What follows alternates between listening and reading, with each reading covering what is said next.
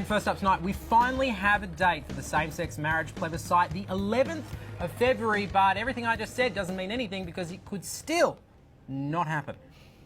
I'm not gay, but if I was, I would want equal rights. I'm not gay, but if I were, I would marry who I like. It's not fair, I'm not gay, that the government has a say. The federal cabinet has signed off on plans to hold the plebiscite early next year. The government has also pledged $7.5 million each in public funding to both the yes and no campaigns on top of the $160 million it will cost to host the plebiscite. This news basically means nothing because you'll recall that the results of the election were such that the government does not have a majority in the Senate.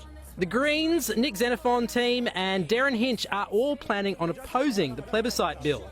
Labor haven't officially said whether they'd block it or not, but Bill Shorten had this to say earlier. I think the plebiscite is a bad idea.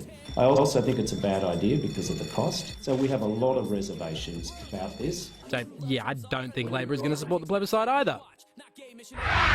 One person who definitely doesn't want Labor to support it or for the plebiscite to go ahead is Sally Rugg from Get Up. Now, Sally, what's actually wrong with the plebiscite for you?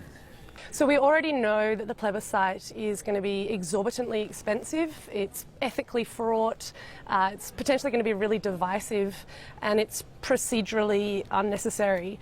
But this morning we learned a whole bunch of new details because the legislation for the plebiscite was confirmed. And the thing that most people are upset about, including myself, is the fact that the government want to give $15 million of public funding to both sides of the campaign. We already know what, anti-equality groups like the Australian Christian Lobby, for instance, are capable of. So the thought that public funds will be potentially funneled into groups like that to run advertising campaigns like that, it's completely unacceptable. All right, well, the most recent ReachTel poll suggests that a majority of Australians support same-sex marriage, and so a plebiscite would be successful. So why not let people vote in February? What are those sort of procedural issues you were referring to earlier? A plebiscite is procedurally alien for Australia. We don't have plebiscites. We elect a parliament and they make decisions for us. And the thought of the fact that the gay community have been singled out as a group of people whose rights will be decided on by the majority is really offensive and really humiliating.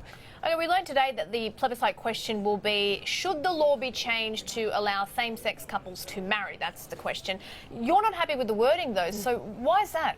The main concern for me is the fact that it uses that prescriptive term same-sex couples, and by explicitly saying same-sex couples, they're actually excluding some intersex people and some people with non-binary genders. So if it's not equality for all of us, it's really not equality at all. What would you like it to say? What would you like the question to be? So the question that marriage equality advocates have put forward is very similar to the one that was in Ireland. And it was something to the effect of, should two people be able to get married regardless of their sex? Really simple. All right, well, Sally, at the moment, the only real option on the table that exists, at least for the next 3 years, is a plebiscite. Why give that up? And it's just going to delay this further. The plebiscite is the delay. The plebiscite is the delay tactic. Blocking it isn't delaying it. The plebiscite was invented by Tony Abbott a year ago. And we've seen today with the legislation that's come through, it's been completely crafted by people in the far-right faction of the coalition who really don't want marriage equality. The plebiscite isn't a viable way forward for marriage equality, and that's why we're calling on all members of Parliament, including the Labor Party, to block the legislation so that we can focus on getting a free vote. Sally Rugg, thank you so much for joining us. Thanks for having me on.